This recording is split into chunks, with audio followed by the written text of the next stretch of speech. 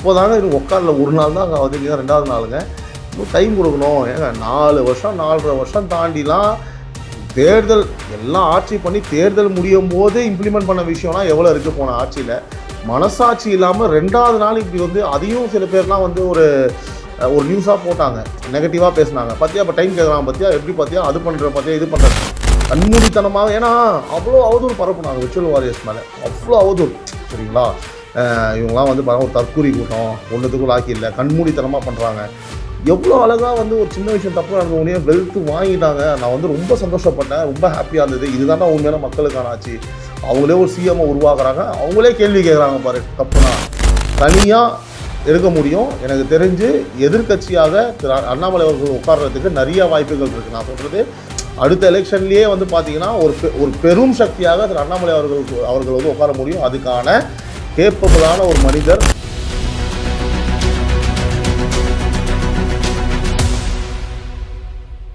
உறவுகளால் நான், உறவுகளுக்காக நான், உங்கள் சிபி நவீன். இது டைம்ஸ் ஆஃப் ரிபப்ளிக் நியூஸ் இன் பொலிட்டிக்கல் டெஸ்க். அனைவருக்கும் வணக்கம். அதாவது நேற்றுலேருந்து நம்ம பல்வேறு மூமெண்ட்ஸ் ஆஃப் சிஎம் திரு ஜோசப் விஜய் அவர்களை பற்றி நம்ம கண்டிப்பாக நியூஸில் பார்த்துட்டு இருந்தோம். ஸோ ஒரு குவிக் அப்டேட்டாக வந்து பார்த்திங்கன்னா சுவாரஸ்யமான தருணங்கள். ஜோசப் விஜய் என்னும் நான் அப்படின்னு நம்ம சிஎம் வந்து பேச ஆரம்பிச்சதுலேருந்து நான் பார்க்கக்கூடிய விஷயம் என்னன்னு கேட்டிங்க அப்படின்னா, ரொம்ப சுவாரஸ்யமாக நான் பார்த்த விஷயங்கள், ஆச்சரியப்பட்ட விஷயம்னா, தமிழக அரசியல் வரலாற்றிலேயே உறவுகளே எந்த ஒரு சிஎம்மும் நான் எந்த தப்பும் செய்ய மாட்டேன், எனக்கு தேவையான பணம் இருக்குது, என் சுற்றி இருக்கவங்களையும் நான் எந்த தப்பும் செய்ய விட மாட்டேன் அப்படின்னு எனக்கு தெரிஞ்ச அளவுக்கு ஒரு மேடையில், அதுவும் பதவியேற்ற உடனே வந்து நான் சொன்ன சிஎம் இது வரைக்கும் பார்த்ததே கிடையாது. அதுக்கு ஒரு கட்ஸ் வேணும்.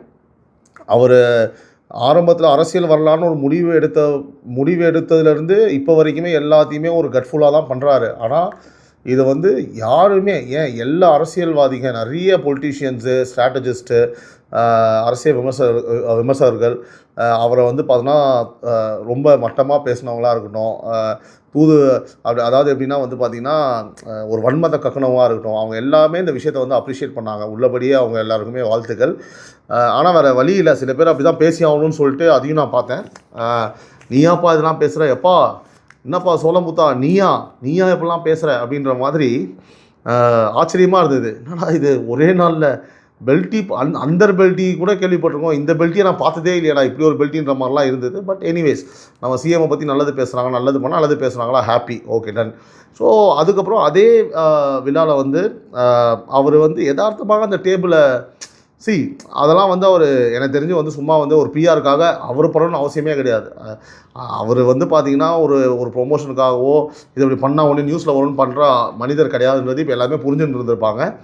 இயல்பாகவே அவருக்கு வந்துருச்சு ஆட்டோமேட்டிக்காகவே. தட் இஸ் இஸ் கேரக்டர் அப்படின்றது நமக்கு தெரிய வந்தது ரொம்ப. அதே மாதிரி அல்டிமேட்டான விஷயம் என்னன்னா, இங்கே பாருங்கள், யாருக்காவது தப்பு பண்ணுன்ற ஒரு எண்ணம் இருந்ததுன்னா, ஒரு ஆட்டம் ஆடலாம் அப்படின்னு இருந்ததுன்னா இப்போவே அதை எரேஸ் பண்ணிவிடுங்க அப்படின்னு சொன்னாங்க. நான் இதை எப்படி பார்க்குறேன்னு கேட்டிங்கன்னா, ஜெயலலிதா அம்மா அவங்களுடைய ஆட்சியில் வந்து மினிஸ்டர் பதவின்றது காலைல எந்திரிச்சு பார்த்தா தான் தெரியும் உறுதியாக நம்மளுக்கு இந்த பதவி இருக்குது அப்படின்னு சொல்லிட்டு. எல்லாமே அப்படி தான், எல்லா அதிகாரிகள் கொண்டு எல்லாருக்குமே அப்படி தான், ஐஏஎஸ் ஐபிஎஸ் யாராக இருந்தாலுமே. ஸோ அதே ட்ரெண்டை வந்து நமது முதல்வர் திரு விஜய் அவர்கள் வந்து பின்பற்றுவார்னு எனக்கு ஒரு நம்பிக்கை இருக்குது.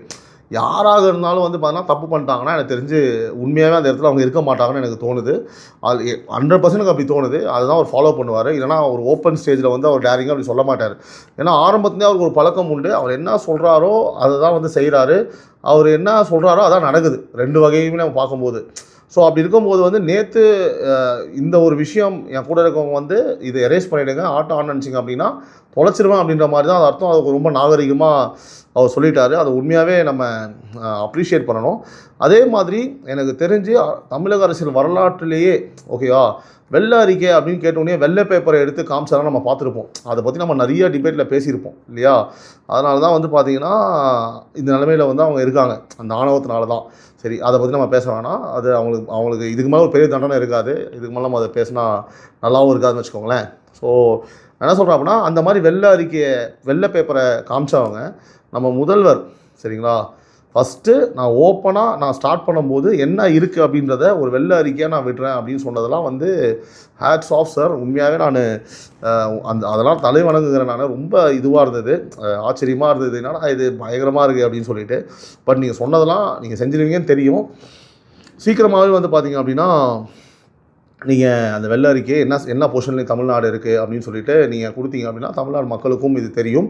அதே மாதிரி வந்து பார்த்தீங்கன்னா எனக்கு கொஞ்சம் கால அவகாசம் கொடுங்க, நான் வந்து அதையும் கேட்டிருக்காரு. நியாயமான விஷயம் தான். அதுக்கு முன்னாடியே வந்து பார்த்தீங்கன்னா நிறைய பேர் வந்து சொன்னாங்க, ஏங்க இப்போதாங்க இன்னும் உட்காரில் ஒரு நாள் தான் ஆகுது, இன்னும் 2வது நாளுங்க, இன்னும் டைம் கொடுக்கணும். ஏங்க 4 வருஷம் 4.5 வருஷம் தாண்டிலாம் தேர்தல் எல்லாம் ஆட்சி பண்ணி தேர்தல் முடியும் போது இம்ப்ளிமெண்ட் பண்ண விஷயம்லாம் எவ்வளோ இருக்குது போன ஆட்சியில். மனசாட்சி இல்லாமல் 2வது நாள் இப்படி வந்து அதையும் சில பேர்லாம் வந்து ஒரு நியூஸாக போட்டாங்க, நெகட்டிவாக பேசினாங்க. பார்த்தியா இப்போ டைம் கேட்குறாங்க, பார்த்தியா எப்படி, பார்த்தியா அது பண்ணுற, பார்த்தியா இது பண்ணுற. அதாவது நான் ஒன்று மட்டும் சொல்கிறேன், எனக்கு தெரிஞ்சு இதுக்கப்புறமும் சிஎம் சார் விஜய் சார் வந்து பார்த்திங்கன்னா யாராவது நெகட்டிவாக பேசினாங்கன்னா, இதுக்கப்புறமும் லாஜிக் புரியாமல் பேசினாங்கன்னா அவங்களோட முட்டாள் வேறு யாருமே இருக்க முடியாது. ஏன் நான் சொல்கிறேன் அப்படின்னா, அவரை பற்றி என்ன நெகட்டிவாக பேசினாலும் அது பாசிட்டிவாக தான் மாறுது. நீங்கள் பேசுகிறது அவதூறு பரப்பாதீங்க, தப்புனா தப்புன்னு சொல்லுங்கள், அதை ஏற்றுப்பாங்க. அதை ஆளாக வந்து பார்த்தீங்கன்னா நீங்கள் சொல்ல தேவையில்லை, விர்ச்சுவல் வாரியர்ஸே அதை ஆளாக எடுத்து போட்டுருவாங்க, அண்ணா இது தப்புனா இது வேணான்னு சொல்லிட்டு. ஆனால் நீங்கள் அவதூறு பண்ணான்னு நினச்சிங்க அப்படின்னா இதுக்கப்புறமும் உங்களை விட முட்டாள் வேறு யாருமே இருக்க முடியாது. அந்த பிளண்டரை பண்ணாதீங்க, அது பண்ண அவருக்கு தான் பாசிட்டிவ், சரிங்களா? ஸோ நீங்கள் வந்து இன்றைக்கி கூட ஒன்றும் இல்லைங்க, இன்றைக்கி சட்டசபையில் வந்து நாங்கள் வந்து ஜம்ப் ஆகிற மாதிரி இருக்கும் டாப்பிக்கு, நான் அதை எக்ஸாம்பிளாக சொல்லிடுறேன். ஸோ இன்றைக்கி கூட பார்த்தீங்க அப்படின்னா தலைமைச் செயலகத்தில் வந்து அந்த வெற்றி சான்றிதழை வந்து கீர்த்தனா அவங்க மறந்துட்டாங்க அப்படின்னு சொன்ன உடனே அது ஒரு பரபரப்பாக உடனே மறந்துட்டாங்க வந்தது. இன்னொன்று வேளச்சேரி தொகுதியோட எம்எல்ஏ திரு டாக்டர் குமார் அவர்கள் வந்து பக்கத்தில் உட்காந்துருக்காங்க. அந்த வெற்றி சான்றிதழை எல்லாருமே டேபிளில் தான் வச்சுருந்துருப்பாங்க. அவங்க கூடும்போது எடுத்துகிட்டு போயிட்டாங்க. அது எடுக்கும் போது 2 வெற்றி சான்றிதழ் அங்கே தான் இருக்குங்க. அது மேலே இருக்கிறது அவர் கையில் எடுத்துகிட்டு போயிட்டார், பக்கத்தில் இருந்தவரோட இதை எடுத்துகிட்டு போயிட்டார். ஓகேங்களா, மேலே வச்சுருந்துருப்பாங்க, எடுத்துகிட்டு போயிட்டார். உடனே வந்து பார்த்தீங்கன்னா அது உடனே பிரேக் பண்ணி சில நியூஸ் சேனல்லாம் பாராட்டினாங்க.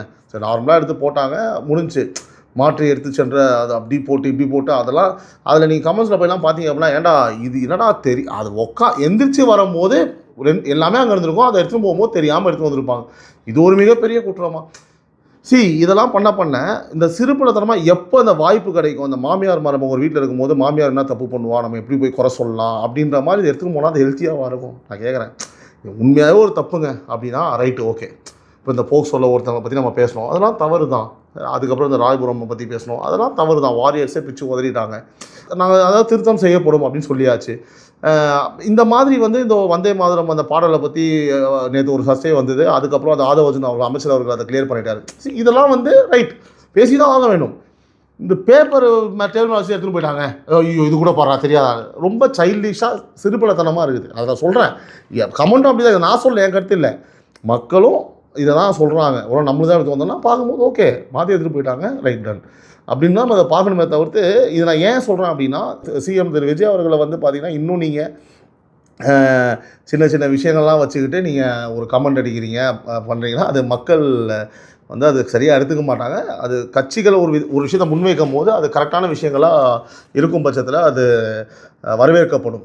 இன்னொன்று, நான் முதலே குறிப்பிட்டது போல் இந்த விர்ச்சுவல் வாரியர்ஸ் அவங்க வந்து நினைக்கிற மாதிரி திமுக மாதிரி இருக்க ஊபிஸ் கிடையாது. நான் உண்மையாக சொல்லிடுறேன். ஏன்னா அந்த ஒரு விஷயத்துலேயே பார்த்துட்டாங்க, தப்புனா அவங்க தான் ஆளாக வந்து இருப்பாங்க. சொல்ல முடியாது, நம்ம சேனல்லேயே வந்து கமெண்ட் இதை பற்றி பேசுங்கண்ணா, அண்ணா ஆச்சு இது மாதிரி தப்பு நடக்குது நீங்கள் பேசுங்கன்னு கூட நிச்சயமாக சொல்லுவாங்க. எனக்கு அந்த நம்பிக்கை இருக்குது. அவங்க எல்லாருக்குமே வந்து பாராட்டுக்கிறாங்க. நான் அதை எதிர்பார்க்கல. நான் இன்னும் வந்து பார்த்தீங்கன்னா அதிலேருந்து நான் எதிர்பார்க்கலைங்க. அதுலேருந்து நான் மீண்டே வரல. என்னடா இது பரவாயில்லையே, கண்மூடித்தனமாக. ஏன்னா அவ்வளோ அவதூறு பரப்புனாங்க விர்ச்சுவல் வாரியர்ஸ் மேலே, அவ்வளோ அவதூறு, சரிங்களா? இவங்களாம் வந்து ஒரு தற்கூரி கூட்டம், ஒன்றுத்துக்குள்ள ஆக்கி இல்லை, கண்மூடித்தனமாக பண்ணுறாங்க. எவ்வளோ அழகாக வந்து ஒரு சின்ன விஷயம் தப்பு நடந்த உடனே வெல்த்து வாங்கிட்டாங்க. நான் வந்து ரொம்ப சந்தோஷப்பட்டேன், ரொம்ப ஹாப்பியாக இருந்தது. இதுதான்டா உண்மையான மக்களுக்கான ஆட்சி. அவங்களே ஒரு சிஎம்ஐ உருவாக்குறாங்க, அவங்களே கேள்வி கேட்குறாங்க பாரு, தப்புனா சூப்பர். அப்போ எனக்கு இன்னும் ரொம்ப கான்ஃபிடென்ட் வந்துருச்சு, ரைட் ஓகே டன். ஸோ அப்படி இருக்கும் பட்சத்தில் வந்து நான் சொல்கிறேன் 100% வந்து விர்ச்சுவல் வாரியர்ஸ் அவங்க மூலிமா எங்களை மாதிரி ஜேர்னலிஸ்ட் மூலிமா விஷயங்கள் நிறைய வெளியில் வந்துடும். சிஎம் அவர்கள் காதுக்கு செல்லப்படும். அவர் உடனடியாக நடவடிக்கை எடுப்பார். விர்ச்சுவல் வாரியர்ஸே அதை வெளியில் கொண்டு வருவாங்க. அது எந்த மாற்றமும் கிடையாது. மக்களே நீங்கள் சந்தோஷமாக இருக்கலாம். இது ஒரு தனி துறை மாதிரி, விர்ச்சுவல் வாரியர்ஸ் துறை அப்படின்னு ஒரு தனியாக இருக்குது.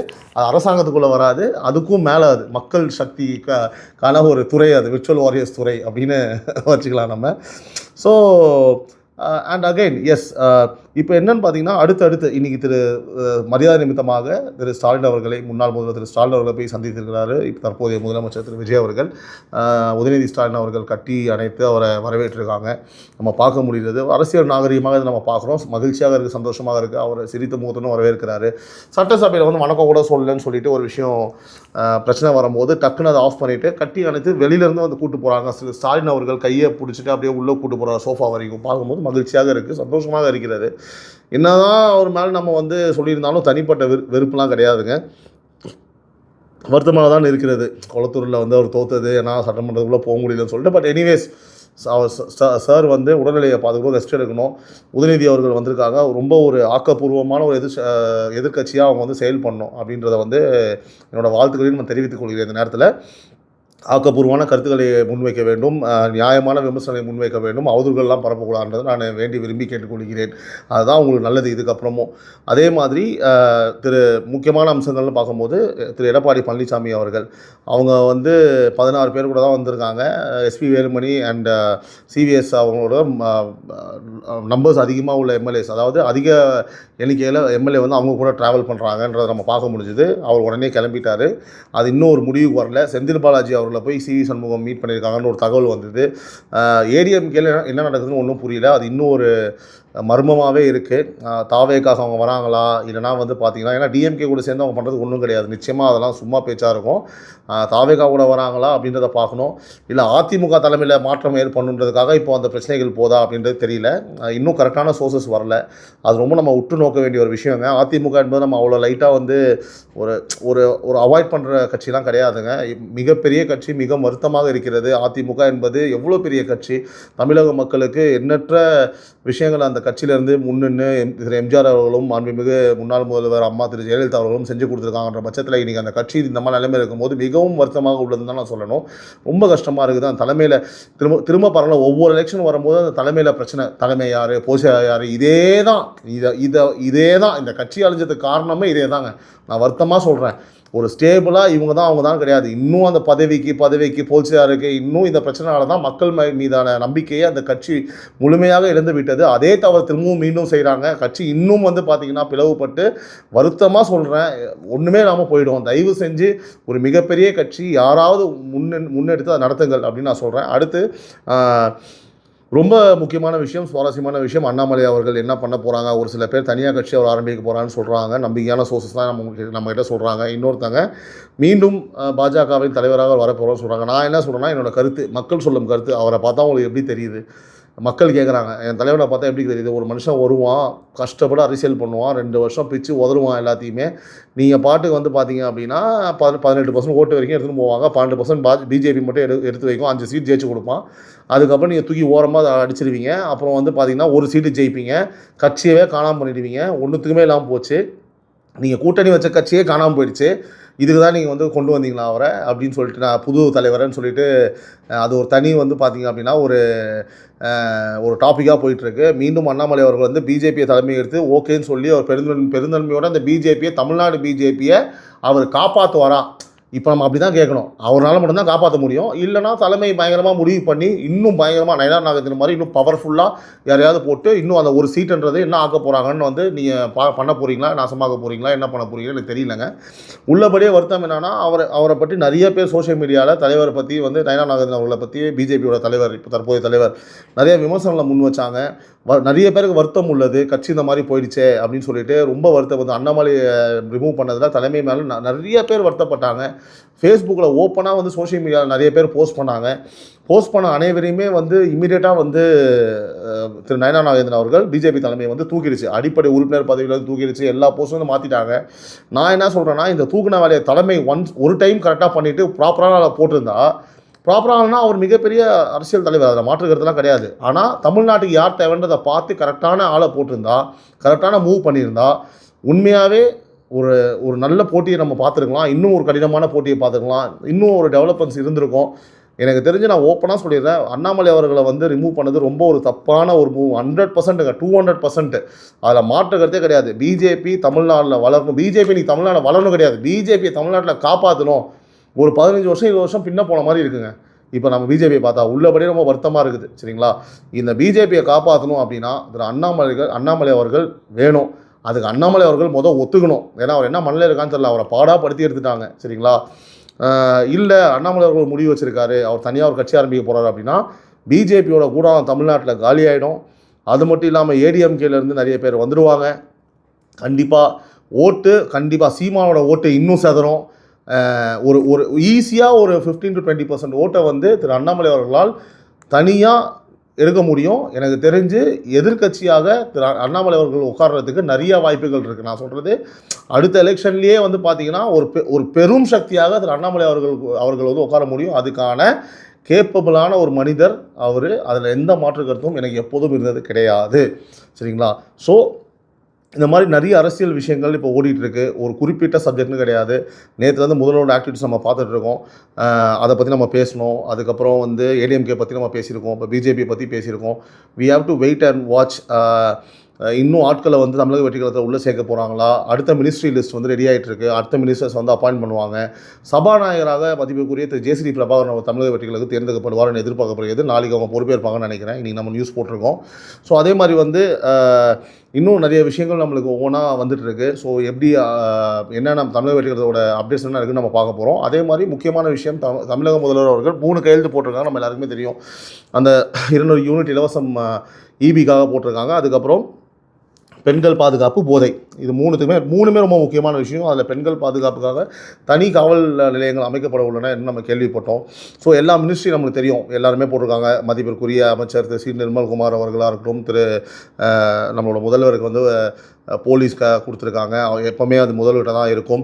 அதுக்கப்புறம் வந்து பார்த்திங்க அப்படின்னா நம்ம புசியானந்த் அவர்கள், சி.டி. நிர்மல்குமாருக்கு அவருக்கு மின்சாரத்துறை கொடுத்துருக்காங்க. ஆதவ் அர்ஜுன் அவருக்கு ஸ்போர்ட்ஸ் கொடுத்துருக்காங்க.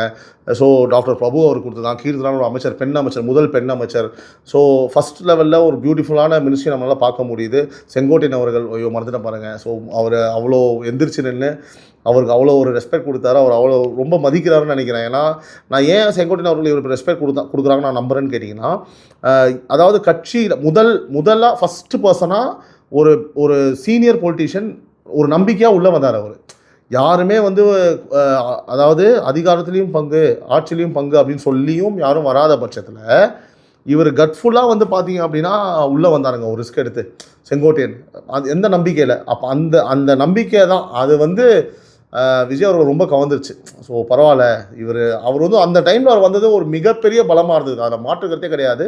ஸோ அதுக்கான ஒரு விஷயத்தை தான் இப்போ அனுபவிக்கிறார் செங்கோட்டையன். அந்த மரியாதையை, அந்த ரெஸ்பெக்டை இஸ் ஏர்னிங் நவ். அந்த நன்றி எப்போவுமே திரு விஜய் அவர்கள் செங்கோட்டையன் அவர்கள் கொடுப்பான்னு நல்லாவே தெரியுது. He has a huge respect. எல்லாத்தை விட அவர் மேலே ஒரு தனி மரியாதை வச்சுருக்காரு. அது ரொம்ப பாராட்டக்கூடிய விஷயம். அது அவருக்கு தேவையும் கூட. ஏன்னா அவர் வந்து ஒரு பிரேக்கிங் மாதிரி, ஒரு பிக் பிரேக்கிங் நியூஸாக இருந்தார். ஒரு திருப்பு முனையாக இருந்தது டிவிகேக்கு அந்த சமயத்தில். ஓகேங்களா, அது வந்து ரொம்ப நல்ல விஷயம்.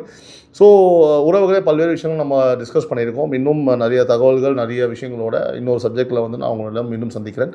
உறவுகளால் நான், உறவுகளுக்காக நான், உங்கள் சிபி நவீன். நன்றி, வணக்கம்.